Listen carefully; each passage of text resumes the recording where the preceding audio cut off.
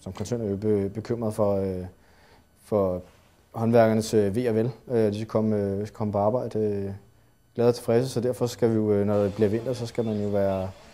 Vi skal jo meget gerne bygge om vinteren, ikke? Så vi skal jo meget gerne være forberedte. Det, der sker, det er, at vinteren kommer som regel altid bag på os. Og så vi ved godt, der sker noget, og vi har måske også luret i vejrudsigten, og lige pludselig så står det ned en søndag. Og det er jo som regel den værste dag, jeg ved, fordi så om mandagen, så er det hele kaos på pladsen. Ulempen ved det er, at hvis man ikke har snakket det igennem med alle folkene på pladsen, og sagt, jamen sørg nu for at rydde der, hvor hvis nu I skal over til opgang X, så sørg nu for at lige tage en sneskov og salt og lige rydde for jeres egen vej, i stedet for at vælte oven i sneen og gå og suge over, at der ikke er kommet nogen at rydde, for vi har ikke ressourcerne til det.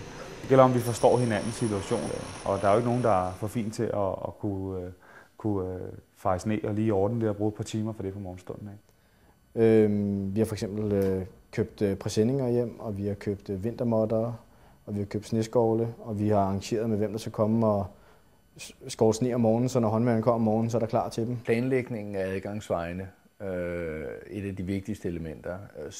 Sikre, at man får skabt tørre og ordentlige adgangsveje, stabile adgangsveje, at man nemt kan få sine materialer ind til bygningen. Hvis vi tjekker selvfølgelig vejrudsigten, og så får vi lagt, hvis det for eksempel er sne, og vi har et betonhus, som vi er i nu, så har vi lægget præsendinger ud om aftenen. Og så, hvis det sner, så kan vi få båret al sneen væk i de præsendinger med kranen, sådan så vi ikke har noget glat eller noget som helst om morgenen. Og det kan ske 3 gange om dagen. Når vi går til frokost, lægger vi lige præsendinger ud, for at det ikke er sne, når vi kommer op. Selvfølgelig salter vi sørger for, at vi har masser af grus til ind i huset, og vi sørger for at have det godt af, så man ikke får kulde og træk, for interimsvæg op, hvis man er i den fase, som vi er i med råhuset. Får man ikke el-tracet sine skure, jamen så risikerer man, at de fryser, det vil sige, at folk kan ikke bruge skurene. Man får vandskader på grund af frostsprængninger. Og hvis folk ikke kan benytte sig af skurene og kan spise deres frokost og videre, jamen så ved vi, så laver de jo ikke noget. Så de skal have nogle ordentlige forhold at arbejde under, have et sted, de kan tørre deres tøj og holde en pause, ordentlig pause. Jamen, et af de største problemer, der jo er, det er vores nedbør.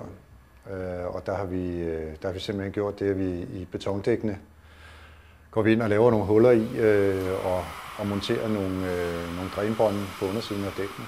Og så afvander vi den vej ud igennem. Vi har også andre steder i nogle ovenlys monteret nogle indskudte dæk, hvor også der sættes afløb i der. Og der skyder vi ligesom, eller vi kan sige, vi vinder både, at vi kommer af med vandet, og udover det, så har vi nogle arbejdsplatforme, vi kan gå og arbejde på, sådan rent sikkerhedsmæssigt. Typisk er det sådan, at man er tilbøjelig til at spare for meget på lyset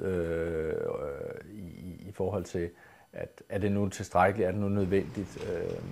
I dag er det faktisk sådan, at man med stor fordel kan etablere arbejdslys, og så reducere mængden af orienteringslys, men simpelthen erstatte det med arbejdslys.